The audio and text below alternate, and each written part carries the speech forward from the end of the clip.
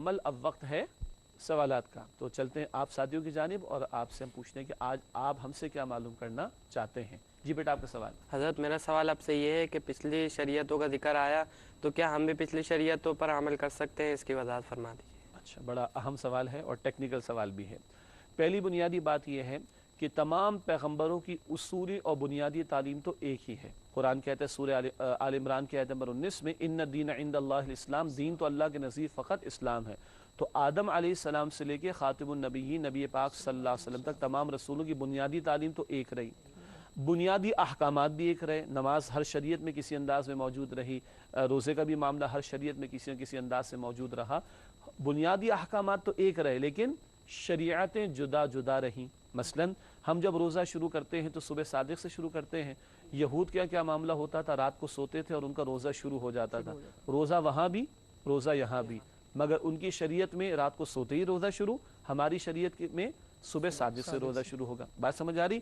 तो शरीयतें जुदा जुदा रहीं, अलबत्ता बुनियादी उसूली तालीमात एक ही रहीं। हाँ, अब सवाल है कि क्या हम पिछली शरीयत पर अमल कर सकते हैं? तो एक जवाब तो ये कि नहीं। क्या मतलब? हमारे लिए अब कुरान आखिरी किताब है और रिसालत मआब अलैहिस्सलाम का उसवा हतमी है और पिछले पैगम्बरों की तमाम तालीमात भी हमारी तालीमात में आ चुकी हैं, जैसे कि उसूली बुनियादी तालीमात।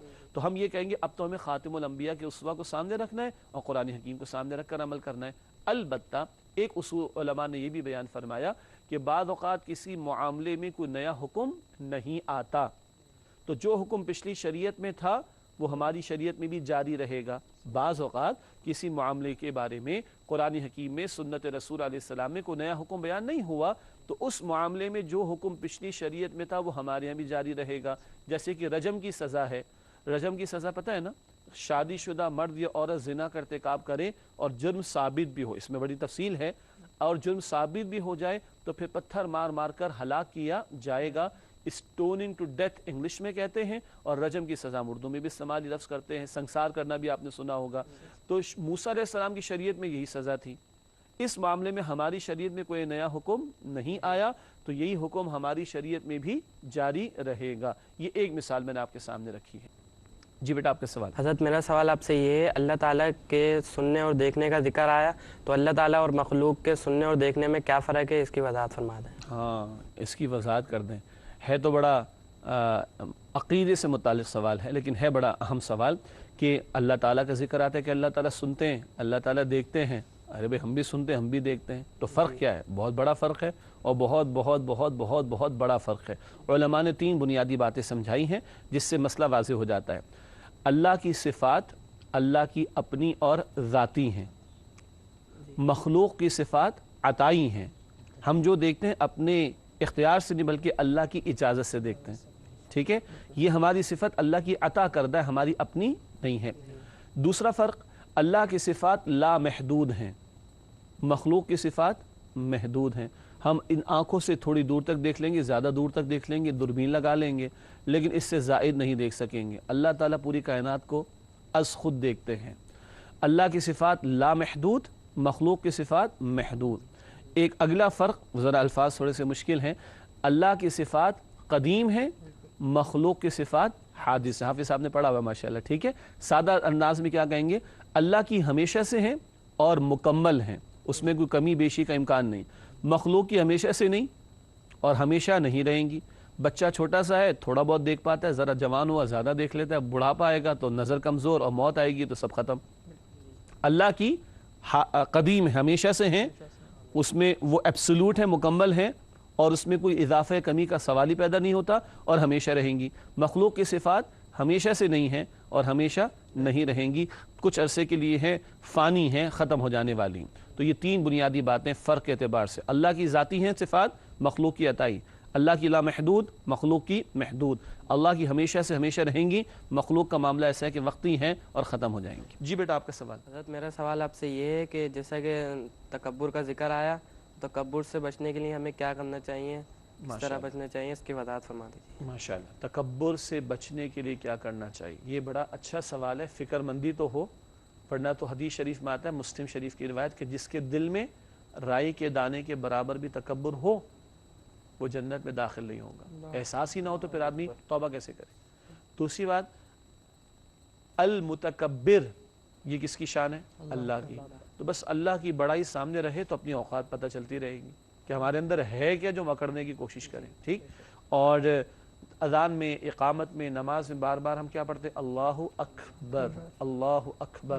جتنا غور کے ساتھ اس کو ادا کریں گے، اپنی ذات کی نفی اور صرف اللہ ہی کی ذات کی بڑائی کا بیان۔ ایک اور نقطہ، اس کائنات میں اللہ تعالیٰ نے سب سے بڑھ کر کس کو نوازا؟ اللہ کے رسول مکرم صلی اللہ علیہ وسلم کو۔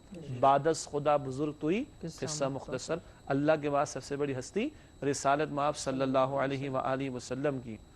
تو بھائی ان کو تو اس قدر عطا ہوا، ان کا طرز عمل کیسا تھا؟ عاجزی ہے، انکساری ہے۔ کیا فرماتے؟ اے اللہ مجھے مسکینوں میں رکھ اور مجھے مسکینوں میں اٹھا۔ ہاں، چلنے کی رفتار کیسی تھی رسالت مآب علیہ السلام کی؟ کیفیت کیسی تھی؟ جسم کا اگلا حصہ کچھ جھکا ہوا ہوتا تھا کہ گویا کہ عاجزی کا اظہار ہو رہا ہے۔ صحابہ کرام کے درمیان کیسے بیٹھتے تھے؟ ایک عام انسان کی طرح بیٹھتے تھے۔ گھر میں کیسے رہتے تھے؟ عائشہ فرماتی ایک عام انسان کی طرح رہتے تھے۔ فتح مکہ جیسی عظیم الشان فتح مل رہی ہے، کیا کیفیت ہے؟ داڑھی مبارک سینے سے لگی ہوئی اور پیشانی مبارک اونٹ کے کجاوے پر ٹکی ہوئی ہے۔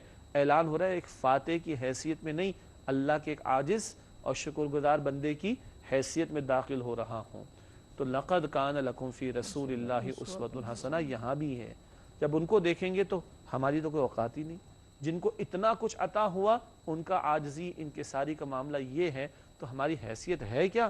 ہمارے اندر ہے کیا ایسا کہ ہم کو اکڑنے کی کوشش کریں؟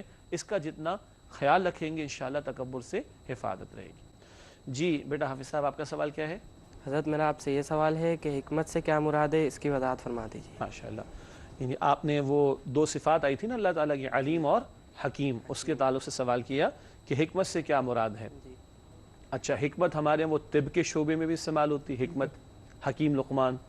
پھر حکمت ہم کہتے ہیں حکمت عملی کو بھی، اسٹریٹجی کو بھی کہتے ہیں۔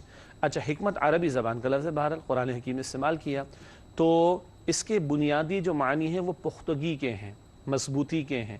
استحکام پاکستان کا مطلب کیا ہوتا ہے؟ پاکستان کی مضبوطی، ٹھیک ہے۔ تو جب بندوں کے لیے استعمال ہو تو بندوں کے مطابق مفہوم بیان کیا جائے گا، اور جب اللہ تعالیٰ کے لیے بیان ہو تو اللہ کی شان کے مطابق بتایا جائے گا۔ تو جب اللہ کے لیے حکیم کا لفظ استعمال ہو تو اللہ کے جو احکامات ہیں اس میں جو حکمتیں ہیں، یہ لفظ میں استعمال کرتے ہیں، جو اس میں فوائد ہیں وہ بہت ہی مضبوط فوائد ہوا کرتے ہیں۔ اللہ کے فیصلے جو ہوتے ہیں بالکل مضبوط فیصلے ہوتے ہیں، اللہ کے فیصلے بالکل اٹل ہوتے ہیں، ان میں حکمتیں ہوا کرتی ہیں۔ یہ تو اللہ کے تعلق سے بیان ہو سکتا ہے۔ بندوں کے تعلق سے جب بیان کریں گے تو معنی کیا ہوں گے؟ جیسے اللہ تعالیٰ نے قرآن حکیم میں فرمایا وَمَن يُؤْتَ الْحِكْمَةَ فَقَدْ أُوتِيَ خَيْرًا كَثِيرًا، جس کو حکمت عطا کر دی گئی اس کو بہت بڑی دولت عطا کر دی گئی۔ غور و فکر کی صلاحیت اور صحیح فیصلے تک پہنچ جانے کی صلاحیت کا مل جانا، یہ بھی حکمت ہے۔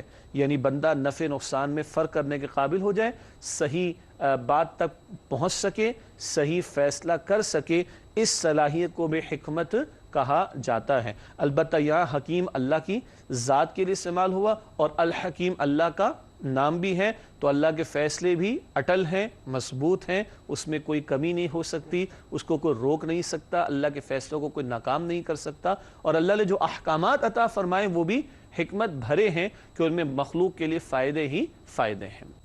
جی حافظ صاحب، آپ کا سوال کیا ہے؟ حضرت میرا آپ سے یہ سوال تھا کہ قرآن کن کے لیے سفارش کرے گا اور کن کے لیے شکایت کرے گا، اس بارے میں جواب ارشاد فرما دیجیے۔ بڑا عملی سوال ہے جو آپ نے حدیث سنی تھی، اس سے آپ نے سوال کیا، قرآن کن کے لیے سفارش کرے گا اور کن کے لیے شکایت کرے گا۔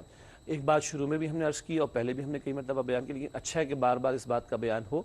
جو لوگ قرآن کریم کے ساتھ اپنا تعلق مضبوط رکھیں گے اور قرآن حکیم کے حقوق کو ادا کرنے کی کوشش کرتے رہیں گے، انشاءاللہ ان کے لیے سفارش کرے گا۔